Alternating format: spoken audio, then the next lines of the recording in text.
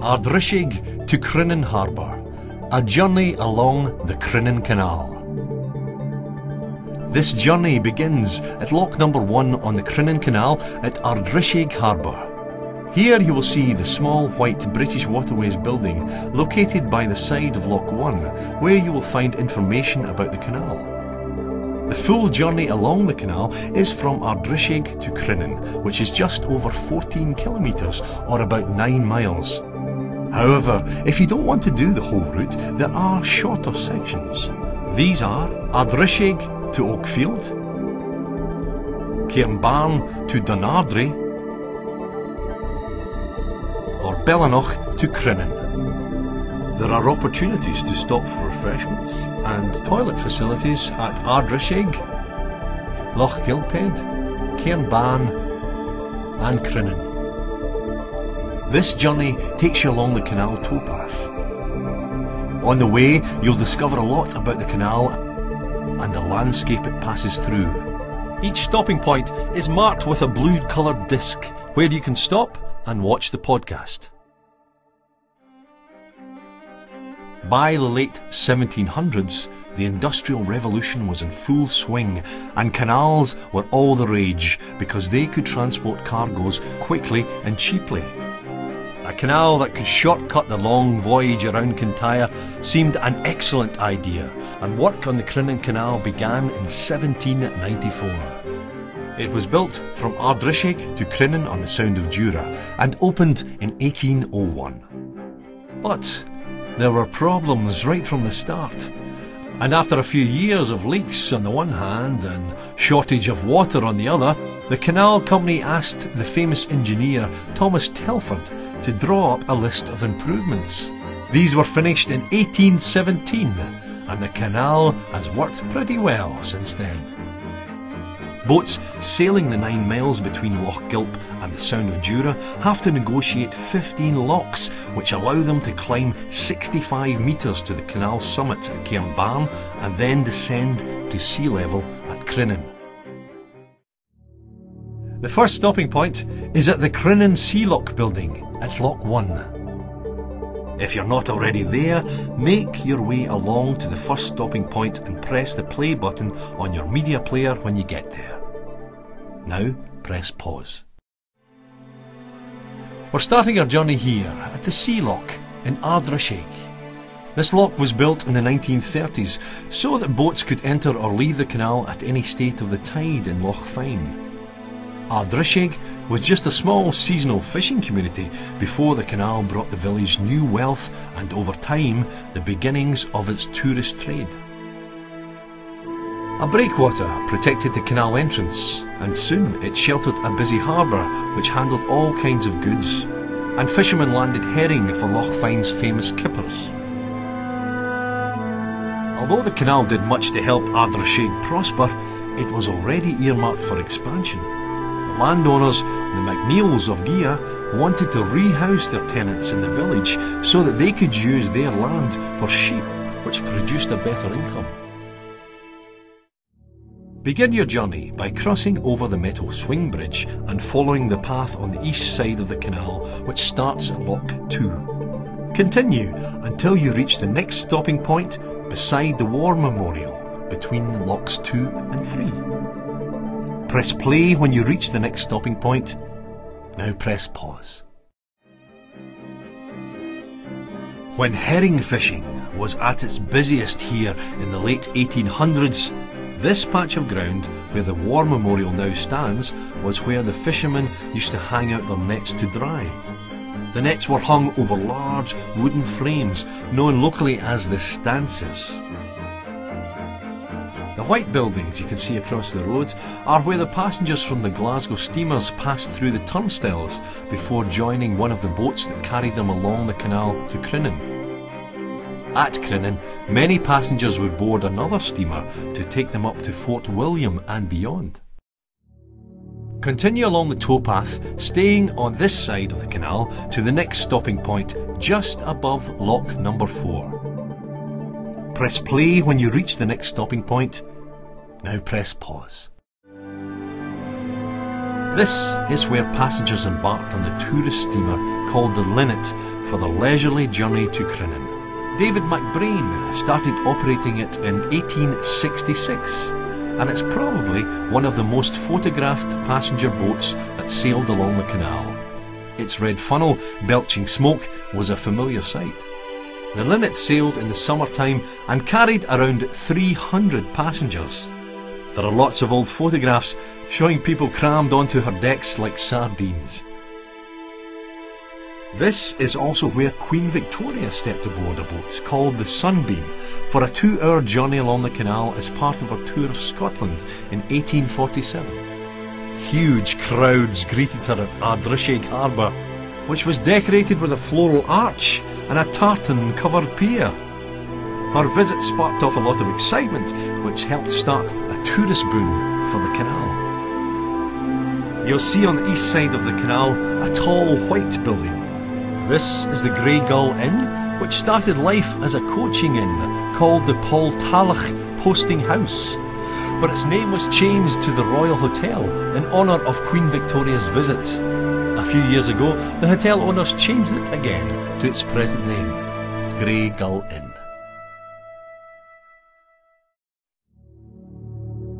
Continue along the towpath to the next stop, directly opposite the row of new white houses on the other side of the canal. Press play when you reach the next stopping point. Now press pause. Across the canal from here is where the Glendarach distillery stood. When it was built in 1831, it was one of the first legal distilleries in the area. No doubt there were several illegal ones too. The distillery was built alongside the canal so that barley could be unloaded directly into the malting sheds and the whisky could be shipped out. The water for making the whisky was taken from the Darach burn. The Glendarach distillery was taken over by the Glenfine Distillery Company in 1919. They stopped distilling in 1937 but still used the building to store whisky until the mid-1970s. As you can see, no trace of it remains today, not even a whiff of Uskevea, the water of life. This is also where the Kildusklen Burn flows into the canal. A walk from here takes you up Kildusklen Glen to the Robber's Den. Stories tell of a young robber who was forced to hide out there until he was cornered by his enemies and killed. Looking east from here, as you make your way to the next point, you can see the dark waters of Loch Gilp. Their murky appearance is from the mud and silt which is built up behind the old causeway. It was built by the owner of Kilmorey Castle around the time of Queen Victoria's visit, in the hope of encouraging her to visit Kilmorey when she arrived by boat at Ardrishaig. However, this did not happen, and the causeway was only ever used to bypass Loch Gilphead when travelling between Kilmorey and Ardrishaig. It is said that the owner of the castle preferred to avoid the town as he had fallen out with the councillors. Continue along the towpath to the next stopping point at a small building with a water waster inside. We'll explain it when you get there. You will see the inscription 1895 on the building. Press play when you reach the next stopping point. Now press pause. The small stone building you can see beside the towpath houses a very ingenious device. It's called a water waster. When the water level in the canal gets too high and there's a risk of flooding for parts of Ardrishaig, the waster solves the problem automatically. John Groves, a former manager of the canal, designed the equipment which was built in 1895. You can peer into the building through a window and see the machinery inside. The way it works is very simple. The water waster has a rocker arm with a plug at one end and a bucket at the other. When the canal water reaches its maximum height, it starts to spill into the bucket. This tilts the rocker arm, which lifts up the plug, and the water spills into Loch Gilp through a sluice pipe. This process can happen hundreds of times a day. It's not bad for a bit of machinery that's more than 100 years old. Continue along the towpath to the next stopping point at OAKFIELD Bridge. Press play when you reach the next stopping point. Now press pause. This is Oakfield Bridge, one of the oldest structures still surviving on the canal. It's a swing bridge that allows boats to sail past here. It was built in 1871 and is still called Miller's Bridge after William Miller, who was the bridge keeper at the end of the 19th century. You can see the bridge keeper's cottage on the bank of the canal. At the junction near here, you can finish your journey and take the road into Loch Gilphead with its tourist information centre, shops and tea rooms. To continue your journey, carry on along the towpath on the same side of the canal to the next stopping point at Oakfield Moss. As you go along, you'll see how the landscape opens out. Stop at the bench at the large bend in the canal. Press play when you reach the next stopping point. Now press pause. On the eastern bank of the canal, just ahead of here, is a stretch of land known as Oakfield Moss. The boggy ground here made it very difficult to build this stretch of canal. The embankment sank 9 feet soon after it was constructed, and the bank was completely washed away during a flood in 1805. The canal was rerouted on firmer ground, but you can still see the line of birch trees and scrub which mark out the original route on the inside of the bend. Continue along the towpath to the next stopping point at lock number 5 at Cairnban. Along the way, have a look to the north, across the moss. The glen has one of Scotland's richest collections of prehistoric standing stones and carved rocks. Press play when you reach the next stopping point. Now press pause. Cairnban flourished after the Crinan Canal was built and the Inverary to Oban Road was opened. However, there's nothing new about people living here. They've done so for thousands of years. On the south side of the canal, Bronze Age settlers erected a burial cairn on a small rocky outcrop. Cairnban, which is Gaelic for white cairn, takes its name from this ancient site. Archaeologists found human bones here in the mid-1800s, as well as carved slabs of rock and fragments of flint. The remains of Dunhuan Hill Fort sits on a flat-top crag above and behind the Cairnban Hotel. Robert the Bruce, King of Scotland, ordered a fort to be built here after he defeated Edward II at Bannockburn in 1314. The site has probably been used and modified many times throughout history. There's a 20-minute detour here along the path beside the Cairnban Hotel. It will take you up to see the cup and ring markings that were carved into the rocks on the hillside 5,000 years ago. Nobody knows what these markings mean, but some people think they indicate ancient routes, while others suggest that they mark important viewpoints. We're unlikely to ever know for sure. Continue your journey along the north side of the canal until you get to the next stopping point beside Loch 9 at Dunardry. Press play when you reach the next stopping point. Now press pause. You're now at Dunardry. The waters above Loch 9 mark the highest point, or what's called the summit reach, of the Crinan Canal. The Linnet could get from Ardrishaig to Crinan in less than 2 hours, but only because she had priority over all other vessels. The lock gates and bridges were always set ready for her to travel through. Usually it took most of the day for boats to travel the length of the canal, and the long climb up and down through the locks to this point is the slowest part of the journey. The small loch here is Loch Avarin, whose water supplies the canal. Archaeologists reckon that this is an artificial loch dating from medieval times, maybe 1,000 years ago. There are also another 7 lochs constructed in the surrounding hills, cascading water down to feed the canal. The land around here belonged to Clan MacTavish until the 18th century, but only a few stones of their castle remain. The rest were used to fill a breach in the canal when a part of the embankment collapsed in 1809. Cross over the lock gate and walk to the small metal bridge just below Lock 9. Press play when you reach the next stopping point. Now press pause. Just below Lock 9 is a derelict boathouse called the Linnet Shed. This is where McBrain's housed their passenger boat, the Linnet, for an annual overhaul during the winter. The Linnet left the boathouse for the last time in 1929 after more than 60 years' service. Buses were quicker and meant that fewer passengers used the steamer, which was then sold to new owners. Photos taken in 1937 show the boathouse was still intact then, but now only its ruined walls stand as a reminder of the canal's busy past. There is also a detour here to the Forestry Commission's Ardrishaig car park.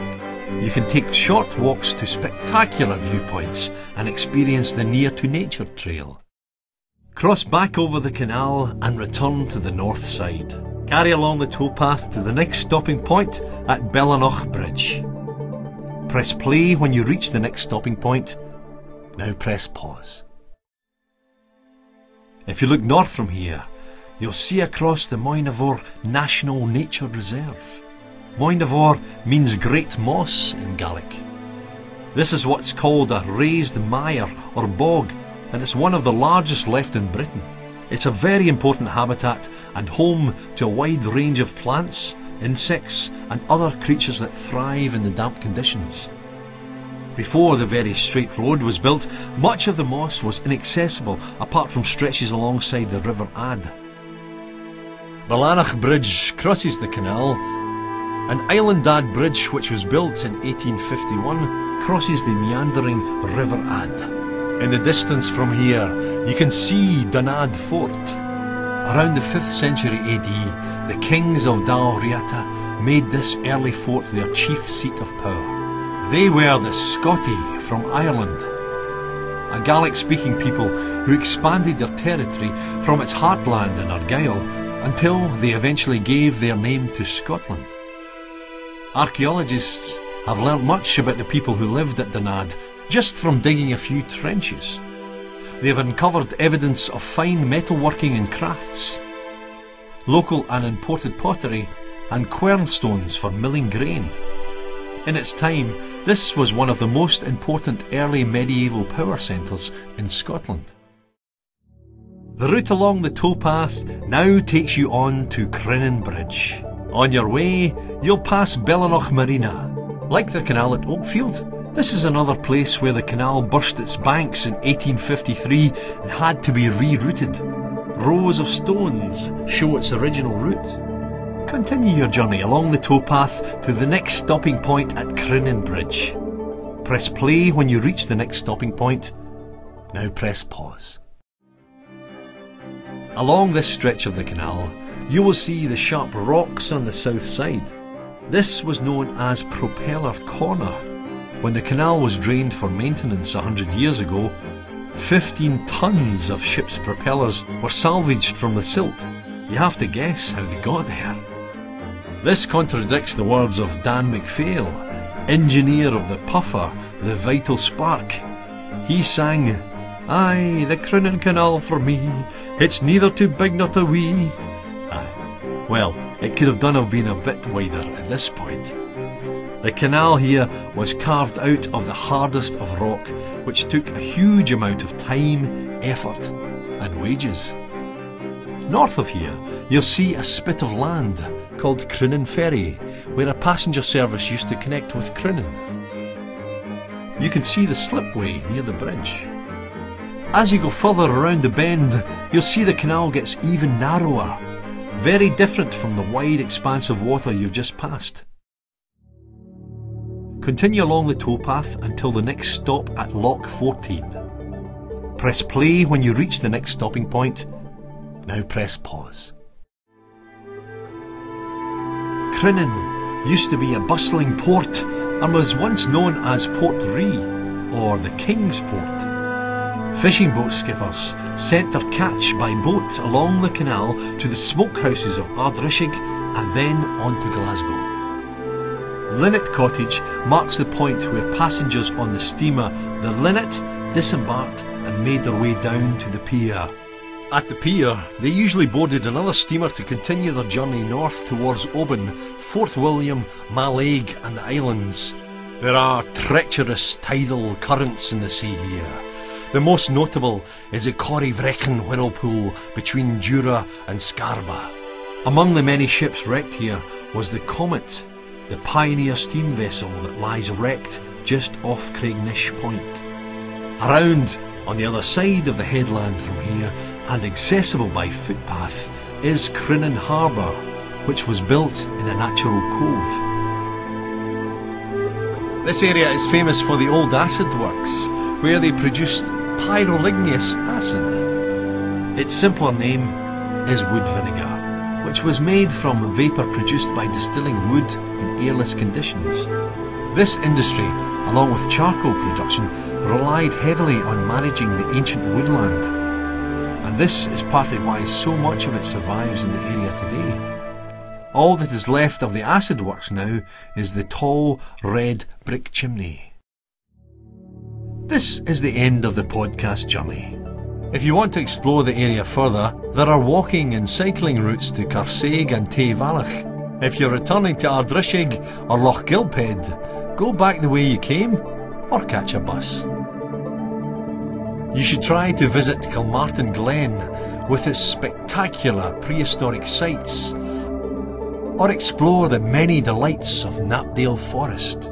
For more information on what to see and do in the area, discover Dalriada at www.dalriadaproject.org. This podcast was created by the Virtual Landscape Centre for the Dalriada Project in association with the Heritage Lottery Fund.